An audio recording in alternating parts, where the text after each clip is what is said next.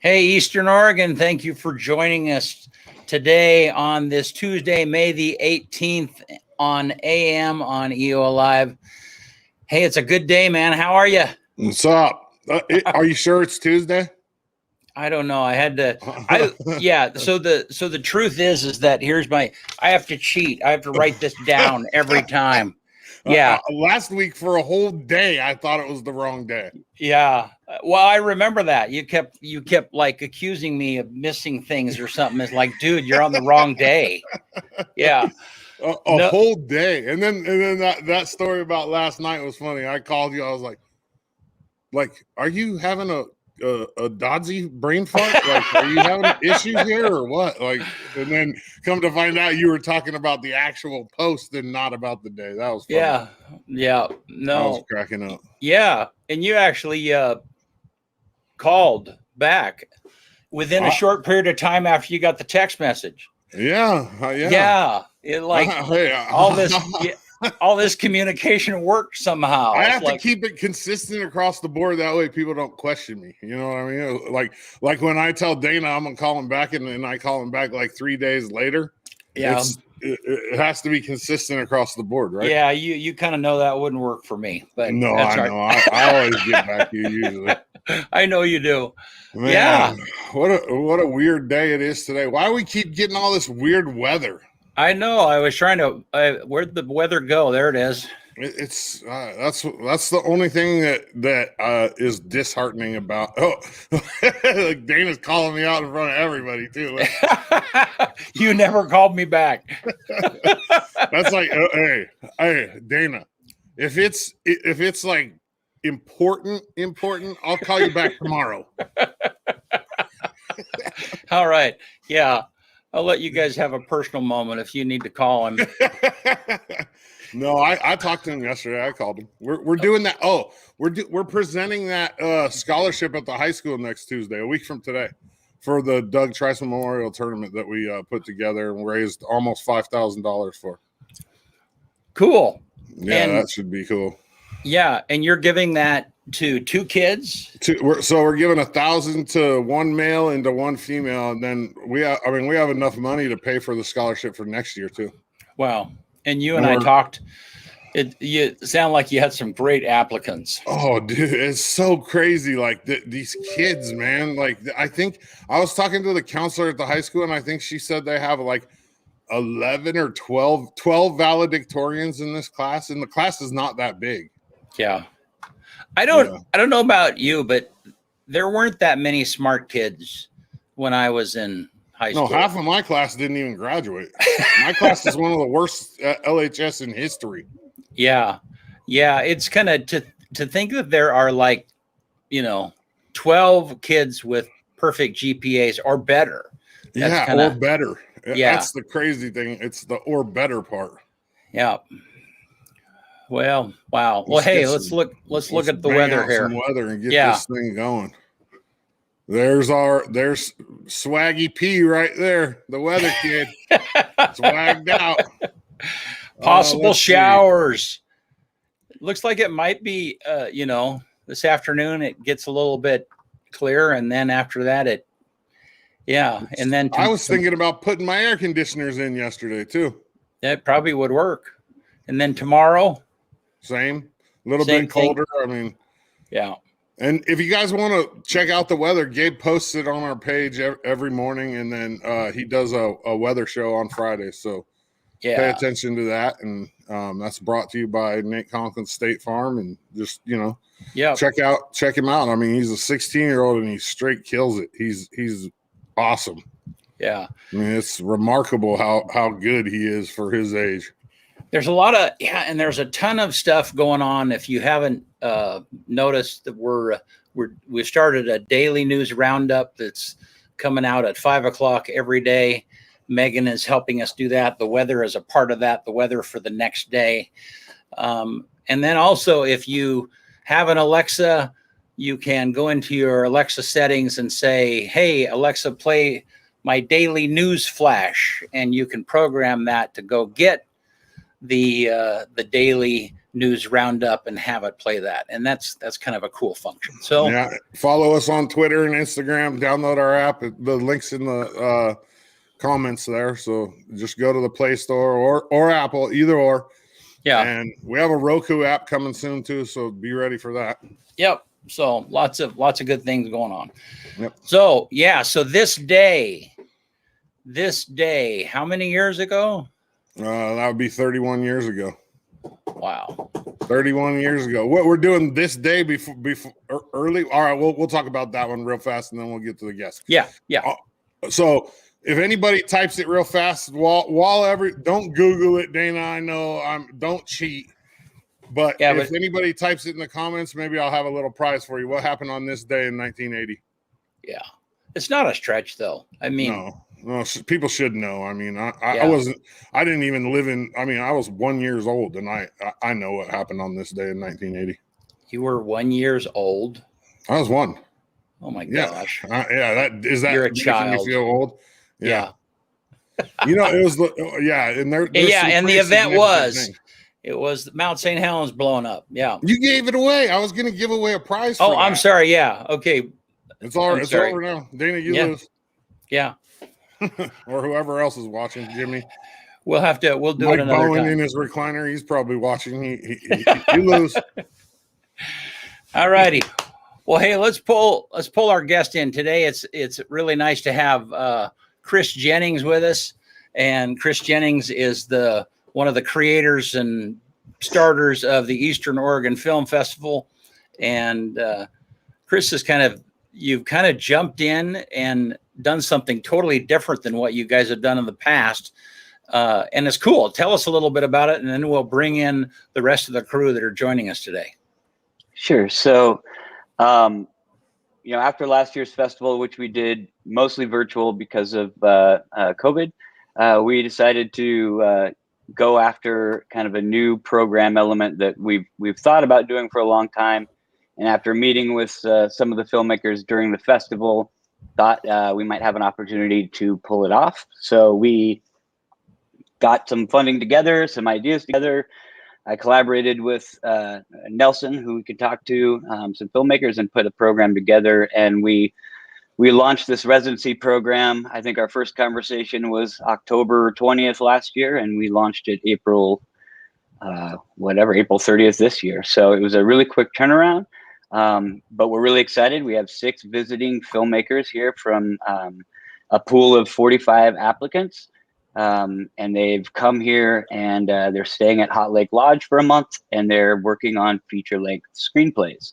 So the goal for them is to write amazing films while they're here and be inspired by our region, connect with resources, find locations, scout, actors, look for people who can help enable the potential production of their film down the road. So they're all here in the middle of that right now.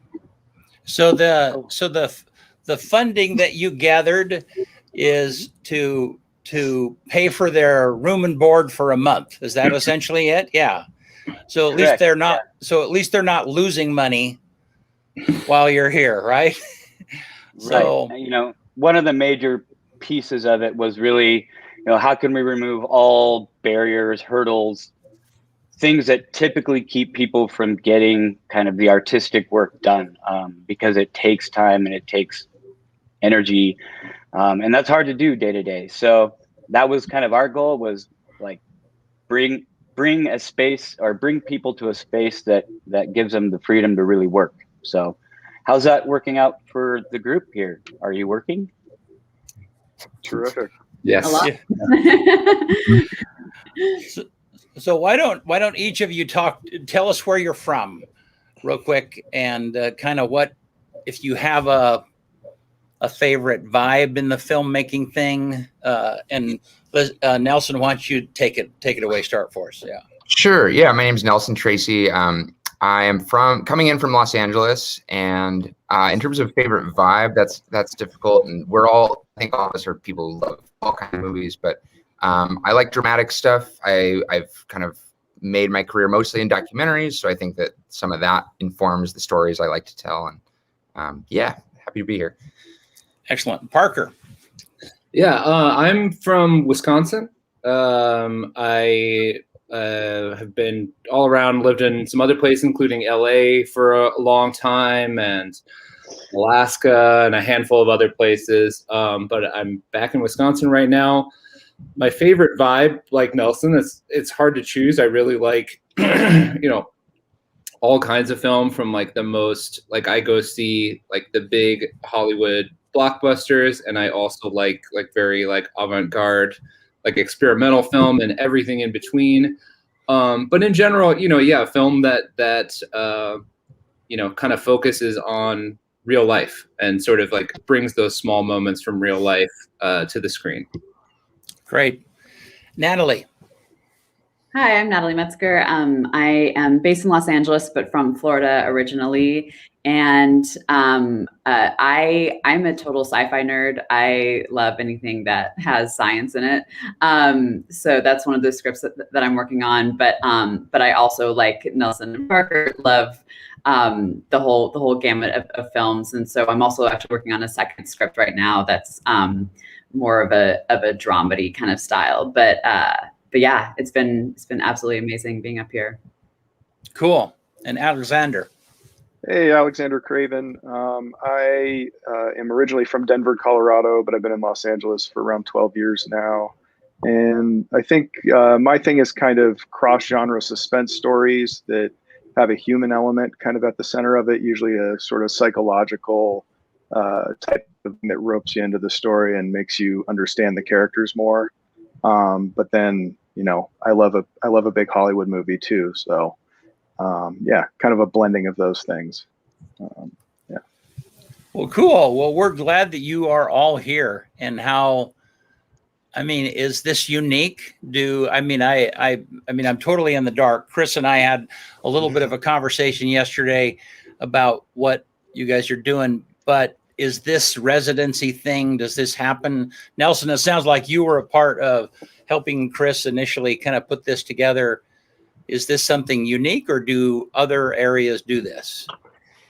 I remember very vividly when Chris sort of spitballed this idea at the virtual festival in a very nonchalant way, like, oh, we're thinking about doing a residency for filmmakers, and every kind of bell in my ear lit up, you know, just like, this is something that doesn't exist in this form in any major capacity. There are programs like it for the A-list filmmakers out there, but for sort of emerging filmmakers and people in the earlier stages of their career, but who are not like, you know, college kids or something like that. Like, there isn't a space for that. And having that focus, that time, that energy was something that, you know, I just knew I had to act upon. But really, you know, to Chris's credit, he said, yep, we'll just set some dates and we'll make it happen. And he made it happen. So, you know, there's something in the water in this town or something, you know. Well, that's awesome. Well, let's talk about the area. Had any of you guys been to Eastern Oregon before? And what do you think? It's so gorgeous. I've been hiking a lot and kind of, you know, driving all around, and just the nature here is absolutely incredible with, you know, just like the mountains all around the valley. I mean, I've come across just waterfalls randomly, you know, just like hiking around. So that's just been amazing to have that time in nature. And then also the lodge here at Hot Lake Springs is just such a cool spot to be in. We joke around that it's kind of like The Shining, where we all go off to this remote lodge and we're all writing and we're worried that we're all going crazy. But it's been amazing. We we'll soak at nights in the hot springs and talk about our scripts and go walking around and exploring this area. We keep talking about, have you tried this place yet? Have you tried this place yet?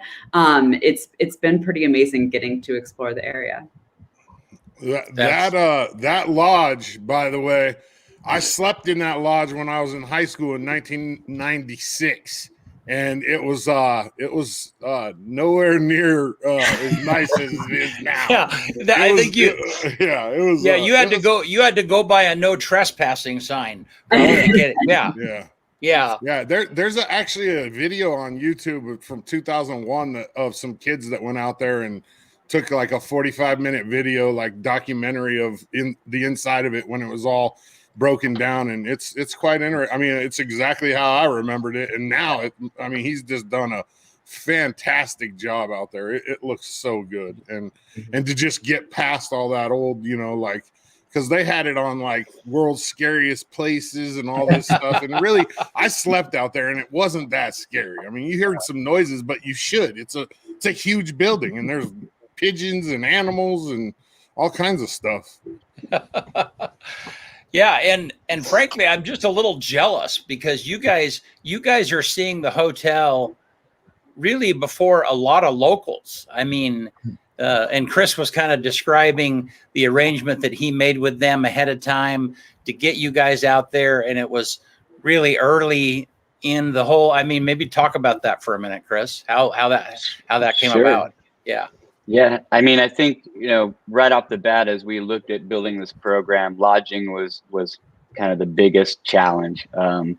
It's a challenge here for the festival in October. If we see too many people show up, there's just not a lot of downtown lodging opportunities, and there's not many opportunities to where a group could interact this way.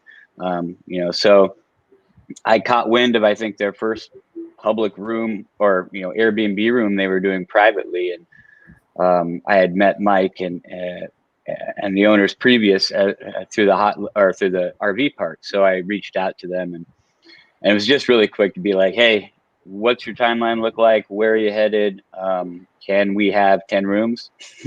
And that quickly got shuffled down to, well, no, we've only got like 4 built, and we could do like 2 more and get them mostly done or all the way done.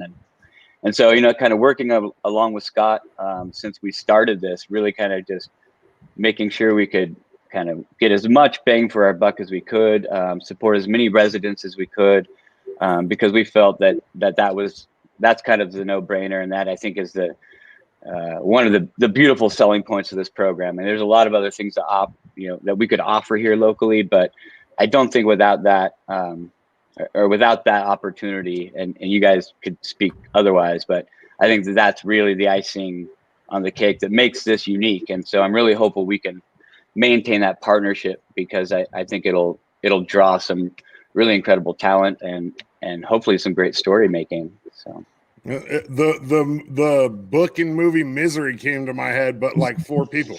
You go to a remote location, and maybe a nurse will show up and take good care of you guys. Yeah. Well, there's still some medical equipment on the 3rd floor. So I know. I've seen the medical records for that place. I always make sure my penguin on the mantelpiece here is facing south, just put a little tape on the door too, just to make sure. Oh, well, that's cool. Go ahead, Kyle. I have a filmmaking question. So when you talked about writing the scripts, you guys are filmmakers. So is that all encompassing? Explain that to the viewers, because generally, doesn't somebody else write the script and then hand it off to somebody? I mean, or like when, say, like in big production, does the same person do everything all the way through usually? No, not typically. It's a team sport, is what I always say. And I think that it's different for each individual. I mean, we all have stories, I think, that have to do with places like this, and applied for the program because we're inspired by places like this. So that was a big draw. But typically there's 1 or more people involved in the writing of the script, and then the filmmaker gets attached, or the director gets attached, the producer gets attached, and the project eventually gets funded. But for us, it's we've been focusing and having a lot of conversations about just staying creative and drawing from real life here in the town, and trying to get something on the page that's kind of a blueprint for making a movie in this area. So are all of you guys writing your own scripts, or is anybody collaborating? Yeah, we're all writing our own, and we're all kind of working within the independent side of film and of the industry, and so writer directors are a little bit more common on that side. So gotcha. I think we're all planning on like writing and directing. Am I right, guys? Yeah. Yes. Yeah. If I was in there, I would use the other people that are there. So like if I was Alexander, Natalie would be a character, Parker would be a character, just so I could, because you're getting that, you're right there with them. I think it would be cool to like embrace the. Well, they just don't know it yet. Yeah, perfect. Perfect. Yeah. So Alexander, I'm sorry, just real quick, Alexander Craven, isn't there like a famous character or director? I mean, like a horror film. Yeah, there was a horror film director of some guy who lived a little while back. Uncle Wes. No, not Billy. Really. Not Billy. Billy. I am not related to Wes Craven directly. Distantly, apparently a 3rd or 4th cousin or something. There's a family from Canada that moved down at one point, but no, that's not me. Yeah. Parker, were you getting ready to say something? I'm sorry. Oh, just that, like, for people who are less familiar with how films get made, yeah, like there are, a lot of the big, say Marvel movies or something like that, like they go through a bunch of screenwriters and then it goes through a kind of pipeline process, to a director who's probably also working with the writers. But in independent film, people like, Jordan Peele or Quentin Tarantino or people like that, movies, and their movies like Get Out or,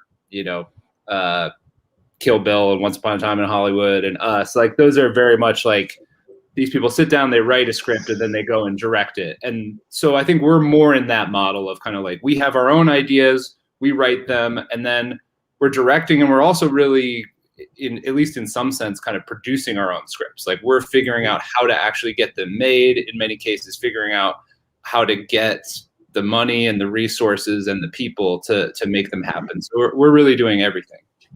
Yeah. Right. I think this group. Oh, Go ahead, Natalie. Oh, I was just going to say, and Dotsie, as you were saying that we should be, using each other, in our scripts. I don't think we're incorporating ourselves as characters, but we're definitely using each other, twice a week or once a week. We're all gathering together for several hours. We're calling them like master classes, but we're like presenting our work to each other, getting feedback, and just kind of using the group as a kind of brain trust as we bounce ideas off of each other and then go back and, and work and write and then present something else. So that's been really, really helpful to use the group to help kind of finesse and hone our ideas. Yeah, and Chris did a really I'm sure you draw like a little bit of like character reference off of each other. If I was writing a script per se, I mean, I've written a lot of radio ads in my time, but if I was writing a script, I usually like use the people around me as like definitely there's got to be some there. Like you might not necessarily say this character portrays Alexander, but there's probably some qualities in, you know what I mean? Like just from being around him. Yeah. Well, I think more for me, what it's been has been sitting, at Smokehouse or going down to Dusty Spur and sitting and talking to people. I got the opportunity to fly over to Joseph and meet a bunch of people over there as well. And just in Los Angeles, you can kind of get in a little bit of a filmmaker's bubble along with other types of bubbles. And I think what Chris has done here is provided a really unique opportunity for people with different perspectives on how to make a movie to feel relaxed and comfortable enough to have a creative conversation. And then you're open to sitting down and talking to people here. There's a really unique kind of creative energy to this place, I've found. And people are kind of ready for a rejuvenation in a lot of ways. I know the Liberty Theater getting redone, that'll open, I think, this next year. And what Chris is doing with the festival is definitely a really inspiring thing to me. There's not a lot of towns in America that are doing this type of thing. So have you guys the things that I've been involved in like this, where you come together, I presume that you guys didn't know each other before this time. And so then along with this new environment and everything, you're getting to know each other for the first time. And some of there can be some incredible bonds, like lifelong friendships that come from that kind of thing. Are you experiencing some of that? Yeah, absolutely. In fact, I'm throwing a party at my house the after. I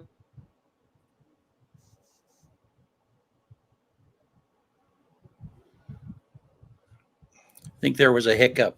They'll come back in a minute. I think they're all out at. They're all on the same internet. Yeah. Yeah, when the train goes by, the internet goes out sometimes. Yeah. So Natalie, you were saying I'm going to throw a party, and then the internet died for a second. So yeah, start that again. So epic that it threw out the internet. Just that we're specifically, setting dates to like hang out even after this. And I'm sure at festivals and, next year's Eastern Oregon Film Festival, I'm sure we'll be all hanging out again. Yeah, that's awesome. Yeah, I grew up in Wyoming, and then went to school in Idaho, and then moved to LeGrand from Seattle. And when I came here, you know, I knew what a smaller town was like, but still there was a little bit of a whiplash. But the one thing that I've noticed over the last almost 25 years now is the characters. And this is kind of what I think you were saying, Alexander, the characters that you run into here. And, you know, you kind of lose touch. I mean, and everybody does. It doesn't matter where you are. You lose touch with regular people. And I'm sorry, that's probably a weird word, but still, I mean, do you guys, when you've been in restaurants and in different locations, do you like, wow, that person like stepped right out of a movie? And, you know, I mean, have you guys experienced that? On a daily basis. We've actually been friending so many people in the area. Like, you know, one of the women that works at the lodge, she also works at a bar. So we went and supported her at the bar that she worked at, and we went and saw the Chekhov plays at the Elgin Opera House. And one of the actresses from that we had met at the brewery where she also worked, and she was like, "Oh, you guys are the filmmakers." And so it's been kind of cool, actually. Like, we've been making friends along the way with locals. I think even more than the characters, which, yeah, like Natalie said, we've befriended a lot of great people, and we'll continue to do so. I'm having lunch today with Amelia Diaz, the local author here, but I think more specifically, it's the locations that you can't really invent. Like, if I'm sitting at my desk, I could never conjure up like that cool underground mall where there's the Thai food restaurant. Like, I would have never in my wildest imagination like invented that location and other stuff like that just adds great texture and great storytelling, because I think we all agree stories come from a place of authenticity and reality, even when you're going fictional. And so, yeah, I think that this time here allows you to do that rather than just a quick, you know, weekend visit. A month here really allows you to sink into that. Yeah. When I moved here from San Diego, like kind of like what BC was saying, it was like I was just shell shocked. Right? You know what I mean? I come from San Diego to little LeGrand, and I was young. I was like 12 or 13, but it took me way too long to embrace this place, I feel. I mean, because of my age, I didn't really understand like how special this area is until I got older, and I think that's quite common with people that move here. If they're younger, like they don't understand like how awesome this place really is, because it is. I mean, we call it the black hole amongst my friends because everybody that moves away always ends up coming back. They get sucked right back in. Yeah. I call it the rubber band effect, because you can go pretty far, but eventually you just snap right back at the Grand Island Valley.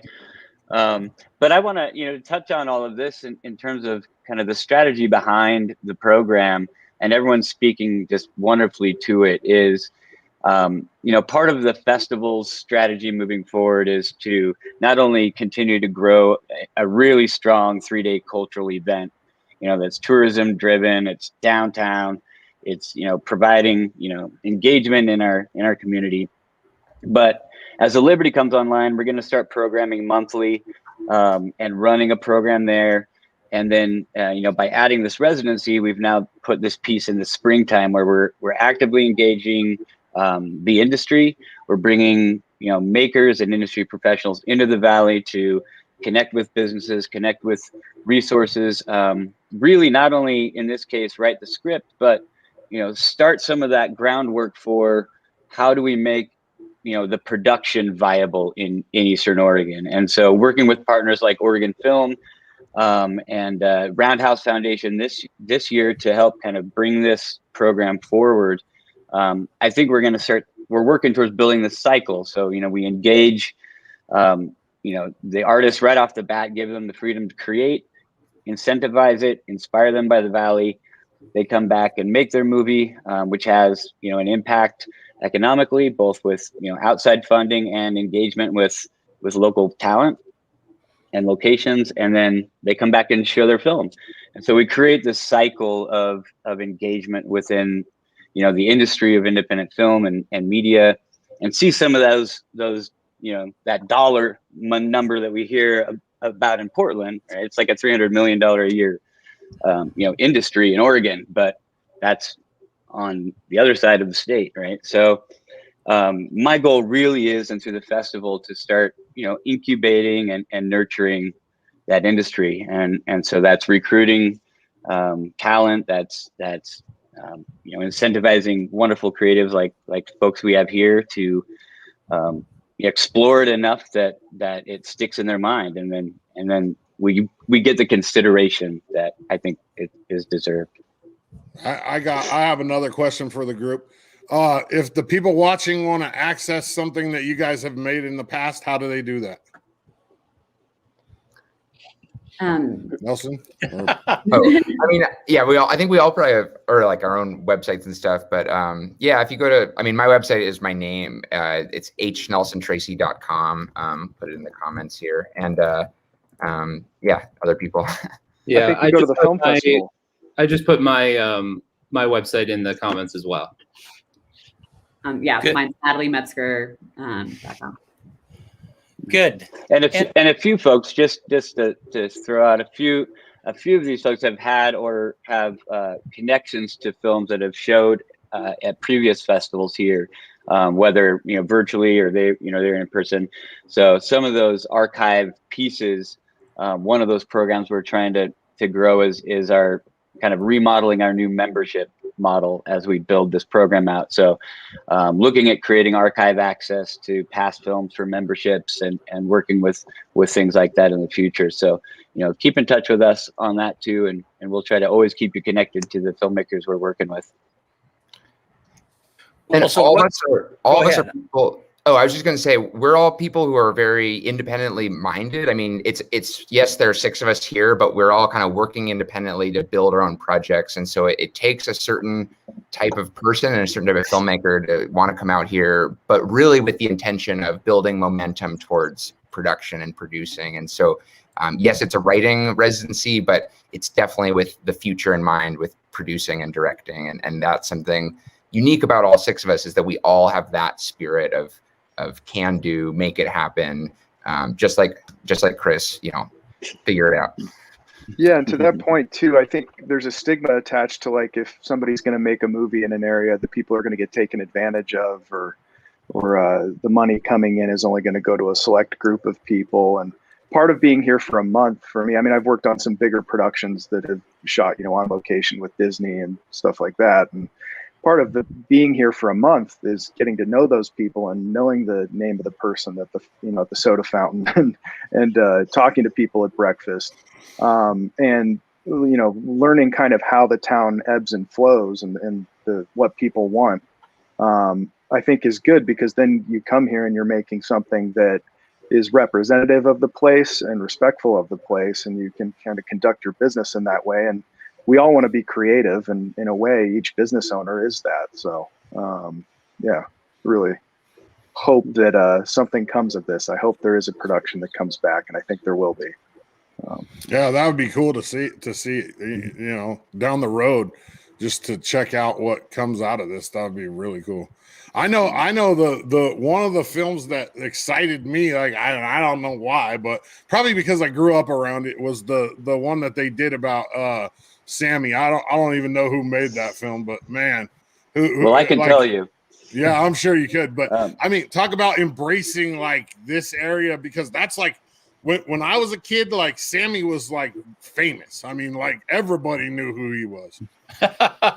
So, Chris, who made that film? So, well, Chris Hatton, who's an EOU alum, made that film. I think he graduated the same year as Sky Fitzgerald, who is a recent Academy Award nominee, two nominees, I think. And they came out. He did some writing for Star Trek and other things. I think he's still in production. But that, when I came to school here at the university in 1998, that was the first film that I ever worked on. And I worked out at Hot Lake, and I scrubbed off the surgeon's floor so that we could prep that for some things. And then I think the next year after that, they came back and made another movie called Dog Story, which I'm sure is way harder to find. But that had a steamy bathtub scene up in the surgeon's room at Hot Lake as well. So, some good stuff 98, going that on place there. was tore up too, man. It was People had gone grody out there there. and put like pentagrams, and they had that bird cage out there still, and people would like throw dead crows in there and all kinds of weird stuff. It was, and this was the stuff we were subjected to as student interns at the time. So, I think our programs have come a long way locally. And too, it's just amazing to see the Hot Lake is become. I've stayed a lot of places, and it's amazing. They took it down to the subfloor. They pumped water out. The rooms are terrific. Carpet, the design is great. The hot springs are lovely. They overlook a lake, and steam rises off in the morning and the sunset. And it's really something else what they're doing. They're going to have 3 bars here eventually, and a pretty great restaurant. They brought in a bar top from Portland that they bought and resurfaced it, and it's looking great. And it's going to be a really unique place when it opens up completely. Yeah, Mike was here on this show not too long ago talking about that and showing some pictures. Yeah. So I'm kind of interested in knowing what are some of the things that you love about the area? Because for the people that have been here for a long time, it's just easy to take for granted, especially like what Kyle was saying. If you grew up here, you don't really understand what's here. What are some of the things that you guys have found that are your favorites, whether that's your favorite restaurant or your favorite place to go or your favorite outdoor location? What are some of the things that you love? And Nelson, why don't you start, and we'll go the same order we did before. I think there's something really amazing about the view that you get in every single direction whenever, especially the drive between Hot Lakes and downtown La Grande. I do it almost every day, and I never get tired of it. There's a train that runs parallel to it. I love trains. I love the kind of the close proximity of it, and how it just feels like you're right there with it. And you've got Mount Emily in the distance, always, in view. And I think the landscapes of that, with this town of 13,000 nestled there, it just, as someone who grew up in cities and always lived in cities, it's so special to be in that type of atmosphere. Great. So I'm gonna cheat. I have 2. For my project, I've been talking to Karin Antel in the biology department at EOU, and she took me on a tour of the facility, and that was just a blast. Like, they have all of these collections of like old samples of plants, and I saw like a stuffed bald eagle, and they have these collection of different just plants and animals that they've collected over the course of like decades and decades and decades. And Karin has all of these like ancient plants, she calls them, which are just like giant monstrosity plants. And during COVID, they've like overgrown and like spread out through the classrooms and stuff. It's really cool.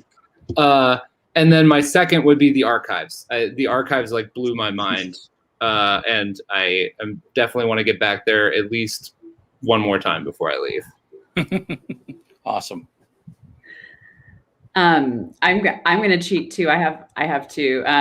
One is breakfast at the Landing is just like so good. I think every single morning we like have like a group text where it's like, breakfast, guys, you want to go?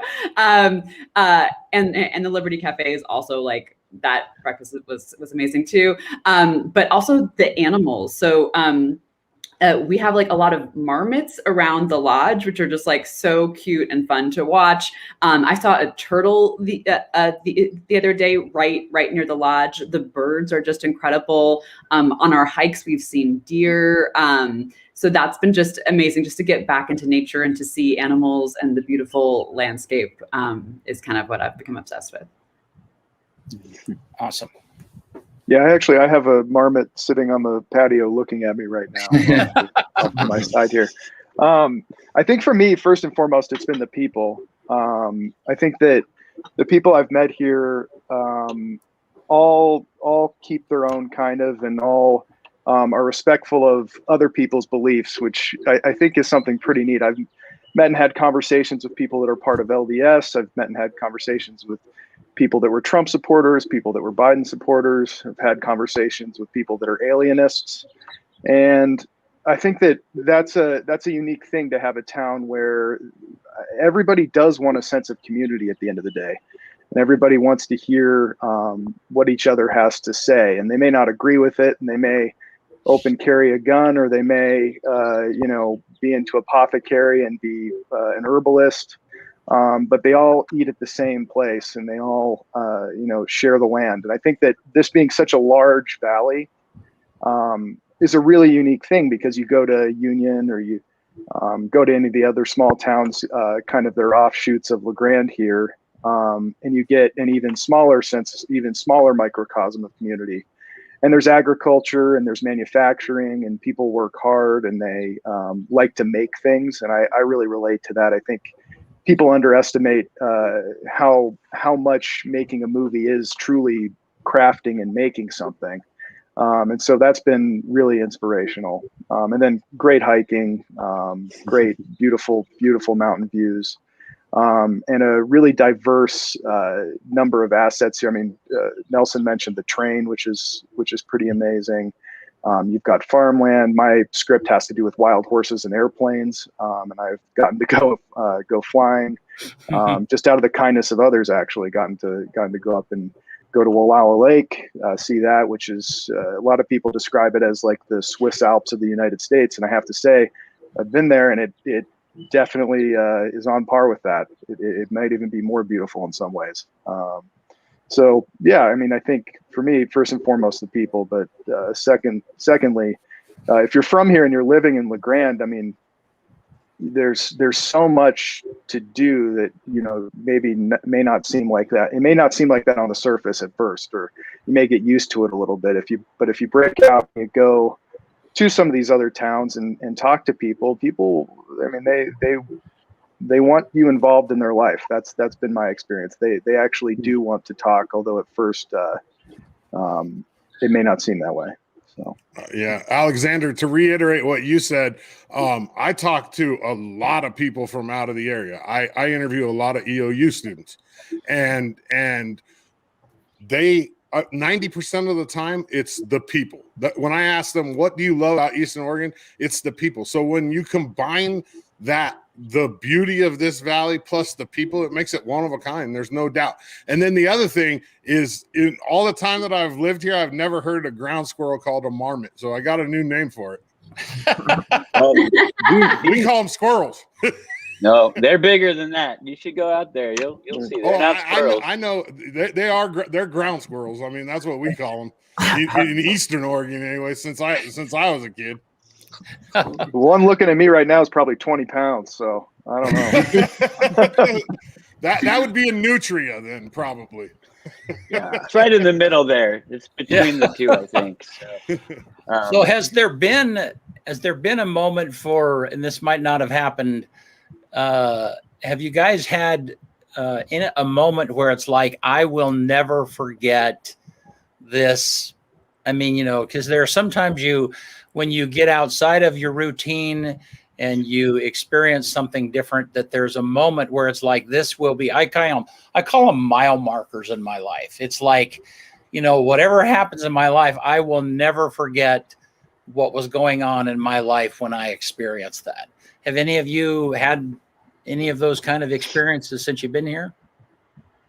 I think the whole residency is a mile marker for each of us. Yeah, it's huge. Oh, sorry. No, go ahead, Parker. Yeah, I mean, like every morning when I get up and I look out at like the view I have out of this window, and then see the steam rising off of the hot lake, I'm like, I'll just like laugh to myself. I'm like, this just blows my mind that like this is the experience that I'm getting to have for this amount of time, to be focused on creative work in such an inspiring place with such inspiring people. It's like, I take stock of it like every day and try to appreciate it. I think for me, it's specific to the residency experience that I don't think would have happened without this time where, you know, I'm trying to get this feature length, you know, 90 to 120 page script done at least to a first draft by the time I leave, which is a tall order by any means. And I'd had a night where I'm trying to like structure it and all that. And like my brain is just so focused and so frustrated in a way because I'm trying to like crack a case essentially.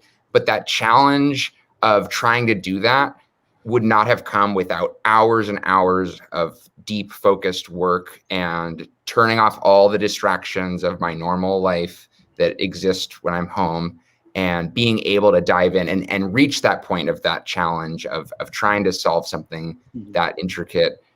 I'd never experienced that before. You know, I've been filmmaking as long as I can remember, but not to that level of thought and clarity. That was really hard sometimes, no doubt. It was very hard, but that challenge was so satisfying in a way that I'd never experienced before, and I couldn't have imagined that before I joined the program and came out here to do that. I've had two moments, I think, for me. The first one being I was in the airport hanging out and talking to Jacob there, who runs the airport, and the guy walked in and I introduced myself, didn't say what I did, didn't talk to him hardly at all. And I said, "So where are you going today?" And he said, "To Joseph." And I said, "Oh, I've been meaning to get up there. I'd really like to go up there sometime." And he said, "Well, you want to come with me?" And you don't get that in Los Angeles, that's for sure. And I said, "Yes, give me a half hour," hopped in the plane, and I'll never forget that. I'll never forget flying up there. And then the second was I've been carrying my camera around and shooting some stuff, kind of building the story in my mind and learning how to kind of lens the landscape here. And he took me to see some wild horses that were in a pen that somebody keeps. There's probably 70 of them or so.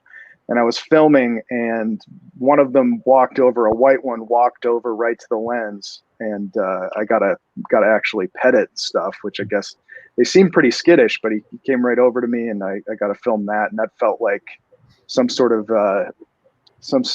divine moment for a minute there. So those are my two. That's awesome. That's awesome. So, hey, so one last question, and this is a total parent question, okay? Because I have kids that are your age, so you know what it is, and that is like, so what do you do to make money? How do you pay the bills when you're not here? Let's start in our normal order. Nelson, yeah. Well, in this specific case, I worked my butt off in April so that I could focus and not be here, not be, freelancing. But the last year's been completely different. I'm a freelance editor primarily, but and so putting together videos for people and production elements as well. And I've done some live stream events. I similar to this as well. So a mixture, but of just I would call it freelance filmmaking, and I've been able to make it work, which I'm happy about. Yeah, Parker. I up until a little over a year ago, I was working at a law firm in Los Angeles. I'm not a lawyer, but I was working there at an immigration law firm, like drafting petitions. And that was my day job all the time. And then I quit. And in the last year, I've been able to make it work as a freelance filmmaker as well, doing editing, and also doing some on-set crewing and stuff like that. That's awesome. Natalie? I mostly produce for a living. So I'm the vice president of production and development at a production company called Vanishing Angle. And so I produce features and series mostly as my day job, and then I write and direct when I can. Oh, awesome. Alexander? Well, up until the pandemic hit, I had a business production company called Aporia Entertainment in Los Angeles. And we kind of bridged the gap between composers and filmmakers on more complex problems. We did the music for Galaxy's Edge for Star Wars and some projects like that, some larger musicals and things like that, La La Land Live. And then lost my business through the pandemic and have since been doing the freelance thing. Gone back to not producing so much, but editing for others, and started working. I'm midway through. I'm about 20 pages into a project that I have that I wrote that is partially funded. So every day I'm trying to produce that and pulling that together. And the income thing is on savings a lot of the time, or on a small, commercial campaign that needs to be edited, stuff like that. So, do you guys have families or significant others? I mean, I'm trying to imagine if I went and told my wife, like, hey, I got this thing, I'm going to go. I mean, have you felt some of that pull, from family members out there? My wife is a saint, and I have a 3-year-old son. Oh my! And this would not be possible if it weren't for her. And it was a big family decision for me to do this and take this time. And mourn the death of a couple friends over the past year, and really get some time to finish a script that I've never really had the time or headspace to face. So it's yeah. I was able to get my partner to come out here and visit for a weekend, so I got him exposed to the area as well. Good. Well, awesome. Chris, is there anything else that you kind of want to redirect a little bit that you'd like to hear them talk about that maybe they need encouragement? You have an inside story you want them to talk about or anything? Well, I mean, not so much. They've said everything, and they're here for, another week and a day. And this Thursday, actually, or this Friday, at HQ downtown, we're going to do a reception, kind of a meet the filmmakers reception, and kind of panel presentation. So those who want to come down and mask responsibly and hang out and have a beer and wine and kind of meet, we'll be doing that. There's some information on the Film Festival Facebook page for that, and then we'll circle back with more information on how this all wraps up. But if I think it's evident that we as a festival want to see this program happen again next year, and everything's looking good for everybody here. And I think they've all been inspired by the program and want to see another group of talent make it here in the same capacity. So, if there's, if you think the program has merit, there's a Feed a Filmmaker program we're doing right now, which is a good way just to, kind of throw a donation in that we apply towards food funding and stuff. And so that's the easiest gateway just to put it into our residency, fundraising right now and help keep it on the mind for the future. So I just wish everyone else here the best rest of the week. I know this is like the hard time to write. Everyone's got deadlines now, and we're nearing the end, and there's still stuff to explore. So we're all. Well, we actually decided we're not leaving. We're not going. That's what everybody from California says.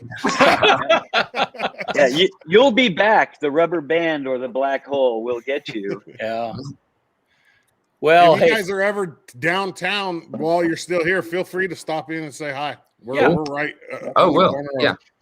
Will do. Yeah, we'd love to see you. And thanks so much for jumping on this morning. And it's how exciting. This is cool. I mean, it'll be really interesting to see a few years from now, Chris, if if there's some films that come out of this process or that were at least inspired by this. And thank you guys for introducing yourselves to us.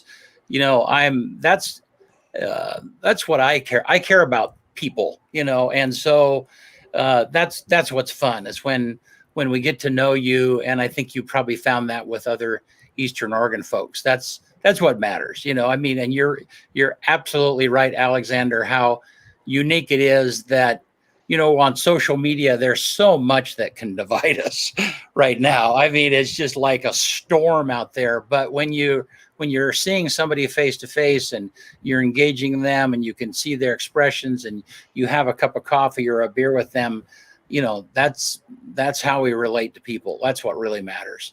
Everything else is just temporary. So, yep. Absolutely. I have no doubt that within, a couple of years, you'll be watching a movie and see the credits, and it'll say, developed through the Eastern Oregon Residency Program. I between the 6 of us and onward, I have no doubt that is going to happen in spades. I'm excited for it. I can't Yeah. wait. Yeah. And Chris, I love not everybody gets the economic impact of money coming from outside and coming into a community. Yeah. In fact, there's few people that really understand that concept. And I appreciate that, as you've developed this passion, and it is a passion for you, because I've watched you over the years, that's always been that's been the thing that has driven you is that, hey, this could have long lasting economical impact on our area, and it's worthwhile. So yeah. Well, I appreciate that, and I do think that there's there has been successes, and there'll continue to be successes, and a lot of great things are aligning for us as a community to get together and really uplift this festival and kind of put it up there a little bit. And may not be the Pendleton Roundup right off the bat, but it could very well be on track towards becoming a larger regional festival and cultural destination event. So with everyone's support here and the community, I think we have something really special. So thank you. Excellent. Thank you guys, and hang on for just a minute while we close the show, okay? So Sounds good. Yeah. We gonna bang it out quick today, BC? Get done with this thing. Yeah. All right, cool. In 1852, on this day, Massachusetts ruled all school-age children have to go to school. That was 1852. That's a long time ago. Yeah. I'm gonna talk about a baseball one just because it's crazy, because it doesn't.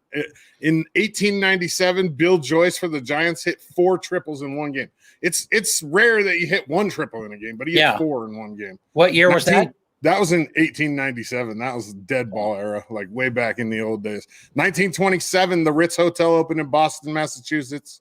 1934, Trans World Airlines began commercial service. 1934, on this day. 1969, Apollo 10 launched from Kennedy Space Station and transmitted the first color pictures of Earth. 1969, on this day. And then, of course, 1980, on this day, Mount St. Helens blew, killed 57 people, and it was the largest landslide in history. Yeah. And then the song in 1991, 30 years ago today, was still I Like the Way by High Five. And my quote for the day, to get everybody out of here: the man has no imagination, has no wings. The man who has no imagination has no wings. And that's by the late, great Muhammad Ali. Good stuff. Yep. Thank you, Eastern Oregon. We'll see you on Thursday right here. Thursday. One day closer to Friday. All right.